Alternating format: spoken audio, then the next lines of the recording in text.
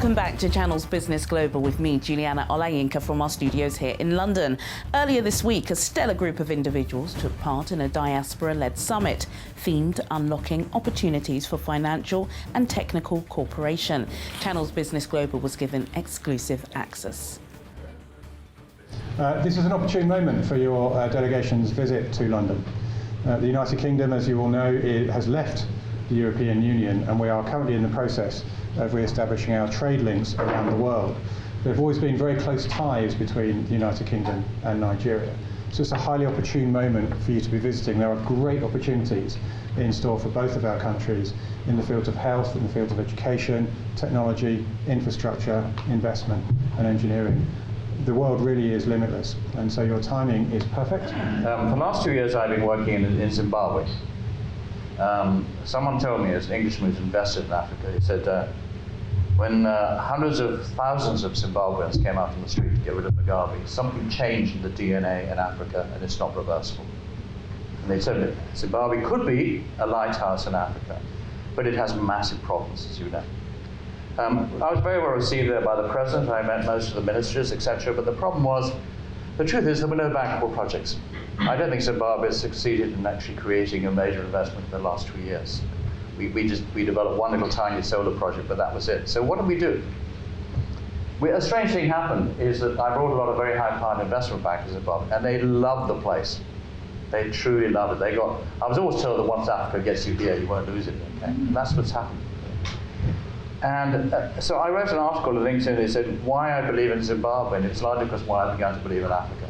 And lots of people who turned out to be diaspora, I didn't even know what the word diaspora meant before that, really. Diaspora came to me, and I created a Facebook site where literally thousands of people come to, and I began to meet people, all black Africans, and I began to realize their incredible potential. I looked around the world and said, what is diaspora doing? And the answer is the new, singly most important factor in supporting developing countries.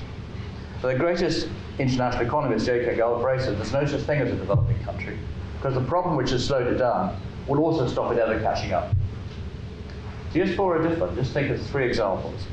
In Singapore, which was nothing, there was nothing there when they took it over, Chinese diaspora actually owned the private wealth of all Southeast Asia. Any country with under 50% of private wealth. That money went into Singapore. India, fascinating. A country without very little infrastructure. They have the biggest diaspora in the world, who send home $80 billion a year. Not just that, they are the single most entrepreneurial force of the US West Coast. And I think they brought back most of US West technology as well. Whether America understands that's another question, but they have. In Africa, there's a strange example called Rwanda. Rwanda, I thought, was a tiny little country, struggled with all the problems of the past. In fact, it's now the fastest growing economy. And how do they do that? It is an incredible example. What they've done is understanding what diaspora need, okay? Diaspora need support. They need somewhere to work. They need bankability, very important. So, for example, Rwanda is now, I think, in the top 3 least corrupt countries in Africa. And it's succeeded.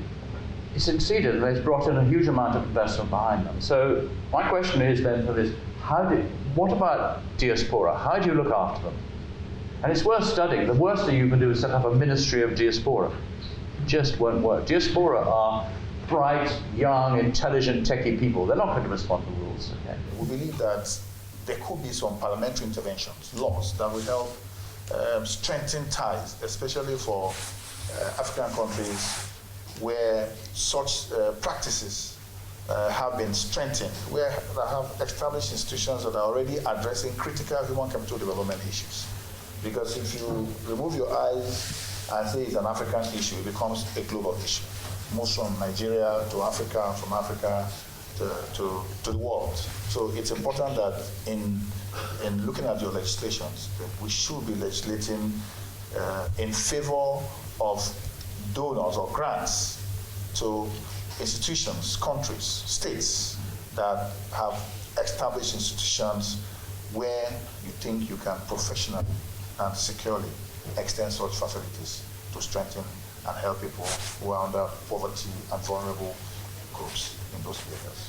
If you don't mind, I'll actually read a letter from the Interaction Council, and it's on the agenda of creating a healthy planet for all, and in particularly ensuring that we act with speed and scale, and that involves investment ultimately to secure a healthy planet for all. I particularly believe that Africa has a key role in this agenda as well. So let me read the letter, and it might help open further discussion, if I may. So, Dear Excellencies, as co-chair of the Interaction Council, a group of former heads of state and government that promotes global security as part of its mandate, I call upon current government leaders, the United Nations, and the global community to instigate national and global emergency mechanisms in response to the increasing severity and risks from the climate and environmental crisis. Presently, we stand at a critical juncture in the history of humankind, as we risk crossing thresholds for tipping points and entering a world that is not compatible with human civilization.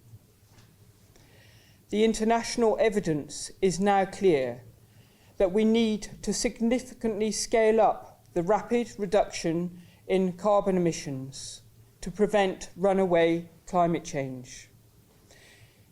If we carry on with our current trajectory, we are projected to reach a 3 to 4 degrees Celsius rise by the end of this century, and a 3 to 10 degrees Celsius rise by 2200. Now, more than ever, we need courageous leadership to take crucial decisions and actions to secure a healthy planet for all, which includes our very own existence, as well as that of much of life on this planet. Over the last year, a number of countries, as well as over 1,000 local governments, have declared an emergency response to the climate crisis, including the UK, Ireland, Canada, France, Portugal, and Argentina. Drawing upon these experiences, I encourage other communities and countries to also declare an emergency response. However, the climate and environmental crisis are global challenges that ultimately affect us all and require that we declare an emergency response at a global level. Therefore, I call upon current leaders to request the United Nations to establish an international emergency response mechanism to our climate and environmental crisis. We came because they involved in the sponsorship of some NGOs on agriculture, health, empowerment. So we are all involved in that. So we have come to show them what we are already doing and see how we can get more help from them. We are doing so many programs, but in the healthcare, we engage in management of sickle cell disease. We find out that is many of the programs, they don't consider sickle cell, but it's a very serious problem down in the local areas. A lot of the patients in the local area, they don't even know what is happening to them. Some parents have given up. If they have children that are sickle cell disease, they will just give up on them, thinking like that. But we are trying to create awareness that it can be managed, that they can live normal life. So that's what we are doing. Apart from that, we also deal with the women, like the cancer, with diabetes. At times we do awareness, and then we provide some services, at least to detect, because early detection is better in all of these diseases. It's important. Some of them are specialists and they are here. So when they know what we are doing, they can just come on back home and help us in some of those areas that we need their help. Sadly, that's all we have time for today, but do get in touch with your comments and suggestions. I'll see you at the same time next week for more in-depth business analysis on Channel's Business Global. Goodbye.